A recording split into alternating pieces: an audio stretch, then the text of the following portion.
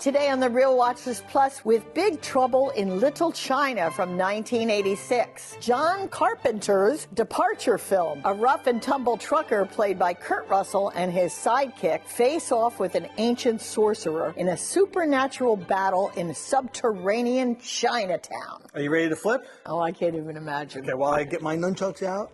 Oh, don't you dare hit me with those things. Because the way you're going, you probably let it go and I'll hit right in my bun. You're not going to knock count of three. 3, 2, 1, flip. 5!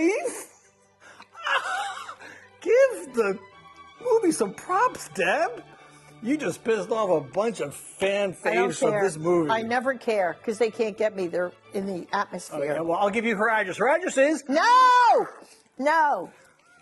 My address is 1600 Pennsylvania Avenue, Washington, D.C.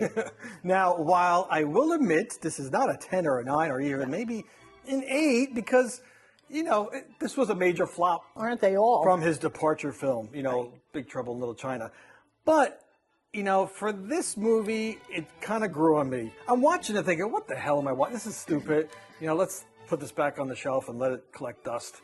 But I love martial art movies. I'm a big, huge fan of the 1970s era martial arts. Not ones that were made in the States, but it does have, it kind of picks up after you're watching it. And I love the action scenes, particularly love when you get towards the end scene where the big battle ensues. Taking sort of that 1970s vibe where everyone's flipping around and, jumping in the air and high karate.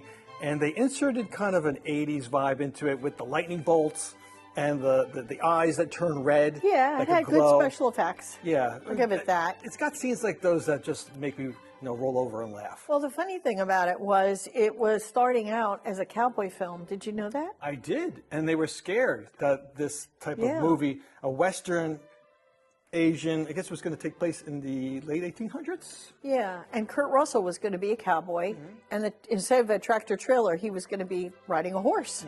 So they changed it because of the influence, I guess, of a lot of things to make it an Asian theme.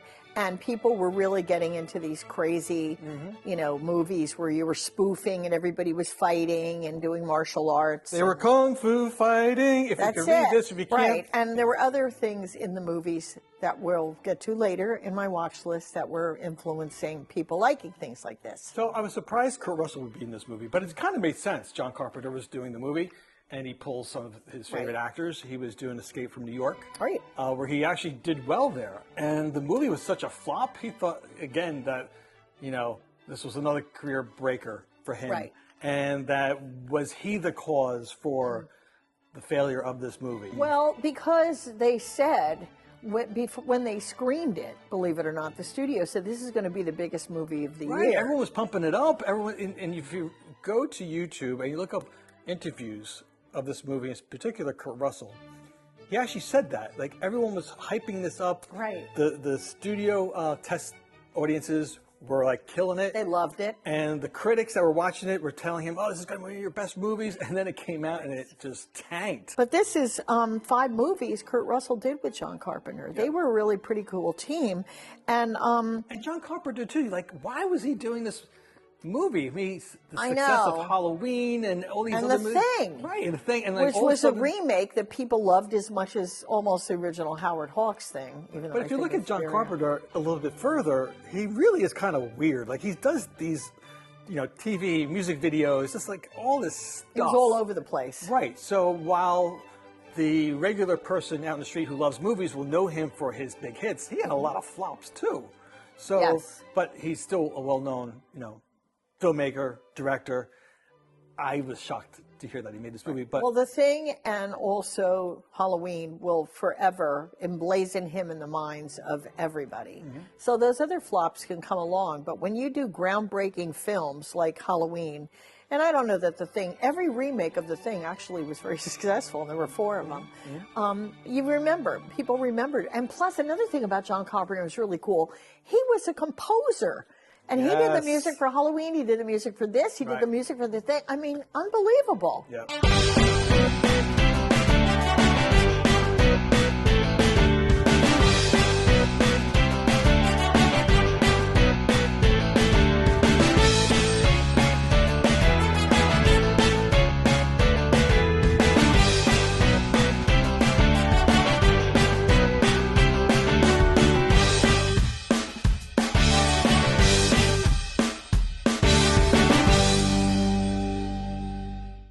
Deb, Yes. can we have a little sip of our Cinesip and get us I want revved to. I up don't for know. this episode Is of this, what do you think, a tongue, Trouble or in should I Little really China? do the straw? So this is Hey. the Six Demon Bag. What is in this drink? I would love to know. This drink has a concoction of a little bit of rum, some grenadine, and we got some ginger ale to give that Asian twist with some lime juice.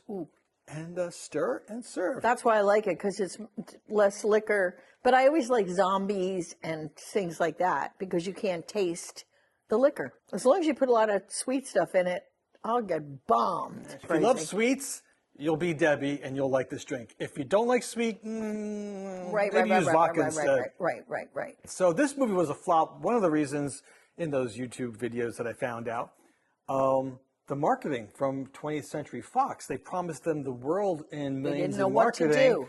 And their ads, Kurt Russell said they did these ads where he appears as the leading man, didn't look like him. Right. That the timing was bad. They didn't live up to their And they didn't know how to obligations. market at the studio. Right. And of course, when you do your thing, you're going to find out why it also wasn't that well. But this is our series of cult films, and people that like martial arts like you do, they love this thing. Yeah, So- this was the only reason what pulled me into this movie was the martial arts. Right. The kind of like slapstick, kind of goofy one-liner. Yeah, it wasn't that clever. And another thing, besides the cast, besides Kurt Russell in it, there is Kim Cattrall from Sex and the City. Sex and the City. Yeah. Oh, it was amazing because I didn't know she appeared in this film, and I to see didn't her in either. a young I didn't either. Samantha, I'm like, Well, I never saw this movie before. I watched like a half hour of it one time, and I was like, see it.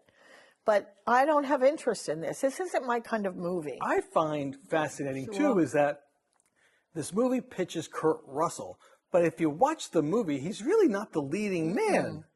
You know, like you mentioned in other episodes, the buddy movies. And this was sort of a take on the buddy movies, too. Yeah, this was an ensemble cast again, an ensemble movie based on special effects and a community, the Asian community. And I think they weren't too happy with this, the Asian community. It was funny because Wang Chi, who played Dennis Dunn, was really the leading man. He was. Because And he never appears on any of the marketing. Right. It's like he didn't exist in this movie when he's the real, he's the lead role. He the is. sidekick is Kurt Russell. Right. It's Jack Burton. But even in the cult classic community, they know Jack Burton. They know Kurt Russell. John Carpenter wanted Jackie Chan to play this, and to play Wang Chi, Right. the character of Wang Chi. But the producers sometimes always are over everybody. They usually are. Even they can fire a director, hire a director, whatever. Lawrence Gordon, the producer, was totally against it because Jackie Chan couldn't speak English that well then. I don't think if Jackie Chan, I don't think even if his English was better then, I don't think it would have been received. Well, it wasn't received that well anyway. Well, this is another one that made a big hit on home video all the time. Most of these cult movies made it on either the local channels in these big cities like Chicago, New York, LA, Atlanta, or VHS. Right. Or DVD. It's when the time period evolved. And the kids that were growing up and the parents were putting VHS tapes in, they love the movies. You can't say anything. I was interested in the makeup, Lopan's makeup. It took them 10 hours to put all that on his face. And if you notice the transitions back and forth, I was always amazed how they make a movie, and they have to do certain scenes while the makeup's on. They just can't rip off 10 hours worth of makeup and put it back on, half an hour later. You mentioned earlier Kim Cattrall played Gracie Law. I didn't find her, again, it's one of those 80s, you got to play the dumb blonde, kind of like, I'm tough, but really not tough. But he wanted Kim Cattrall. John Carpenter wanted her. Oh, he did? Yeah, he did. Let me go back to my note about Kim Cattrall, because I did do a thing. And she had problems with the green eyes. Well, no, I was wrong. I apologize. The studio pressured Carpenter to cast a rock star. No, I'm right. To cast a rock star in the role, but he wanted Kim Cattrall. Maybe he had a crush on her or something. Probably. So the budget for this movie was $25 million, and it only made $11 million at the box office. A lot of issues. Studio interference with 20th Century Fox, a rushed set trying to get the movie done. It really didn't have much going for it other than the saving grace of VHS tapes later on. Here we go. Who did the end credit song in Big Trouble in Little China? And the title of the song was Big Trouble in Little China.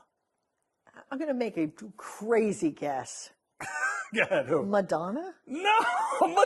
I don't know. So Madonna? beat me to death with your nunchucks. I don't know. Was that when she had her cone boobs? Can I have a hint? You can have a hint. Oh, thank you. You said his name during this episode. John Carpenter? Yes! Okay, well, I got it right then. 50%. You get 50%. But actually, his band, he actually had a 1980s rock band. Was Kevin Bacon in it too? No, Kevin Bacon wasn't in it. And what's fascinating, if you're a music person like I am, because I love music and I know the 80s. I used to DJ back in the day too, so you know a ton of movies. I was a drummer. We've done everything. Drummer. If you listen to the music during the film, it sounded like another song. And if you remember Top Gun. Very well. Okay. Yes. Do you remember the song from Top Gun? Oh. The main song? Kenny Loggins, Danger Zone. Danger Zone. Into the danger zone. Right. So the song came out before this movie, a couple months before. And if you listen to the music, it sounds like that song. So I think Carpenter borrowed some of those pieces of that and created this end song. But he did it with actually a couple of friends of his. They called themselves the Coupe de Villes. Ooh. And it was him, Nick Castle, who was a musician, and his buddy Tommy Lee Wallace, who was also partly involved, or not partly involved, but involved in the Halloween movies with John Carpenter.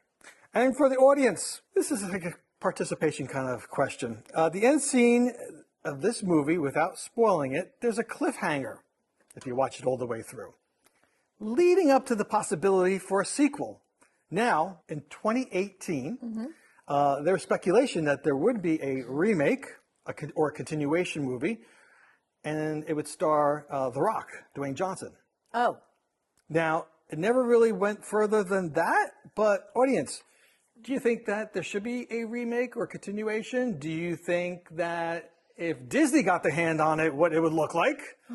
And if they did, who would appear? What actors would you want to play the part of Jack Burton? But you didn't ask what I thought you were going to ask. There's 2 actors in this film. Okay. That's an extra one. Bonus point. Okay. Victor Wong. Yes. And James Hong. Yes. Ooh. Who played in this film, but also played in another film that was later released that same year that also flopped. Do you know the movie? Oh, I can't. The Golden Child. Oh, that. They also appeared in The Golden Child. But that's not what I was going to...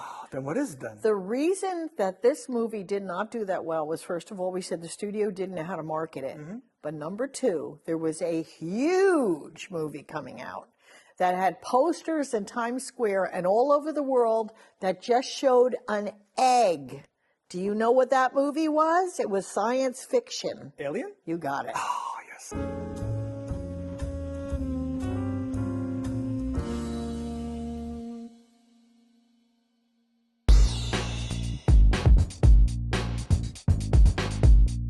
These are all Asian-themed films with lots of action and martial arts. And some of them maybe people won't know, but they have big stars in them. So number 1, Black Rain from 1989. 2 New York City cops arrest a Yakuza member and must escort him when he is extradited to Japan, starring Michael Douglas and Andy Garcia when they were both at the top of their game. So Michael Douglas fans. The Karate Kid, 1984, recently relocated from good old New Jersey to L.A. Daniel, played by Ralph Macchio, becomes the target of a gang of Cobra Kai dojo students. When Mr. Miyagi saves him with expert karate skills, Daniel convinces him to teach him to defend himself and puts the bullies in their place. Mr. Miyagi! And Ralph Macchio looks like my friend Augie when he was little. You wouldn't tell him apart. Year of the Dragon, 1985. A police detective cracks down on organized crime in Chinatown after the murders of triad and mafia leaders. It stars Mickey Rourke when he was still a good-looking dude. Oh, that's Debbie's boyfriend. I do. He's one of my boyfriends. If you don't, I sat next to him at the Oscars. Remo Williams, The Adventure Begins, 1985. An officially dead cop is trained to become an extraordinary, unique assassin in service of the U.S. president. Fred Ward, who was a fixture in the 80s, and Joel Grey playing an Asian. That wouldn't happen anymore.